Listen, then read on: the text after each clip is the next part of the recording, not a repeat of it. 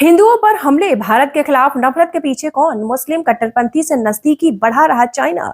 नमस्कार, मैं हूं रिंकी वाजपेयी। आप देख रहे हैं वंदे भारत न्यूज। खिलाफत लीडर मांग रहे इस्लामिक स्टेट, अब घर से बाहर निकलने से डर लगता है।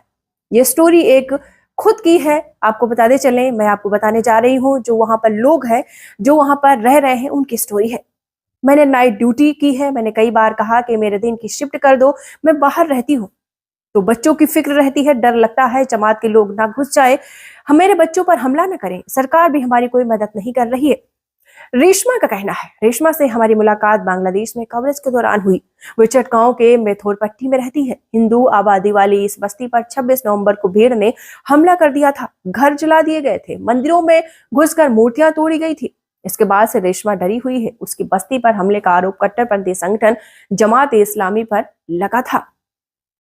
बांग्लादेश के हिंदू बौद्ध ईसाई काउंसिल के मुताबिक 5 अगस्त को शेख हसीना की सरकार गिरने के बाद से अब तक हिंदुओं पर 3000 से ज्यादा हमले हुए हैं। इनमें जमात ए इस्लामी के मेंबर्स के शामिल होने का शक है। जमात अकेला नहीं है। कवरेज के दौरान पता चला है कि जमात समेत 5 संगठन हैं जिन पर अल्पसंख्यकों को टारगेट करने और एंटी इंडिया कैंपेन चलाने के आरोप है। ये 5 संगठन के आपको नाम बता दें: जमात इस्लामी, खिलाफत मजलिस, Hizb ut Tahrir Bangladesh, nationalist party political party, Islami Oikya Jote political party.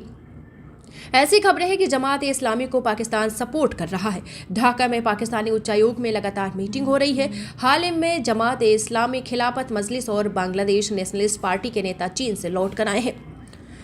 तो आपको बताते चले, कवरेज के दौरान यह हुआ कि बांग्लादेश में लोग भारत के खिलाफ प्रोटेस्ट कर रहे हैं। सड़कों के किनारे इंडिया आउट लिखा है। लोगों में भारत, बीजेपी और इस्कॉन के खिलाफ गुस्सा है। भारत का बायकॉट करने के लिए कहा जा रहा है। इन सब के पीछे आखिर नफरत भरने वाला कौन है?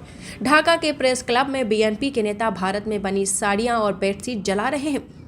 जमात इस्लामी बांग्लादेश का सबसे बड़ा और पुराना इस्लामिक संगठन है। इस संगठन ने बांग्लादेश की आज़ादी की लड़ाई के वक्त पाकिस्तान का साथ दिया। 1975 में इसके बांग्लादेश यूनिट की स्थापना की गई। आज ये पूरे देश में फैला हुआ है।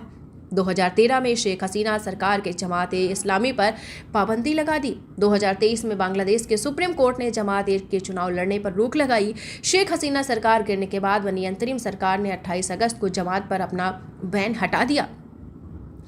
तो आपको बताते चलें, लगातार बांग्लादेश जमात ए इस्लामी की स्थापना 1975 में हुई थी। देश की सबसे बड़ी इस्लामिक पॉलिटिकल पार्टी है। शुरुआत में अलग बांग्लादेश के विरोध में लड़ाई में पाकिस्तान का साथ दिया।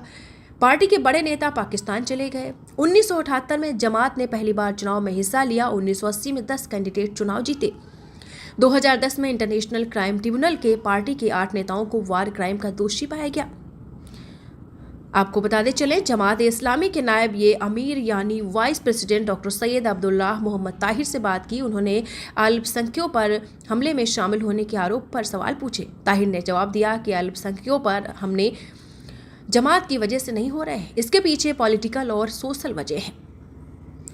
28 नवंबर को बांग्लादेश से 14 लोगों को डेलीगेशन चीन दिया गया। ये एक महीने में दूसरा मौका था जब बांग्लादेशी लीडर चीन गए। डेलीगेशन को सैयद अब्दुल्लाह मोहम्मद ताहिर ने लीड किया। डेलीगेशन में जमात ए इस्लामी के अलावा खलीफा मूवमेंट और खलीफा काउंसिल के मेंबर भी शामिल थे।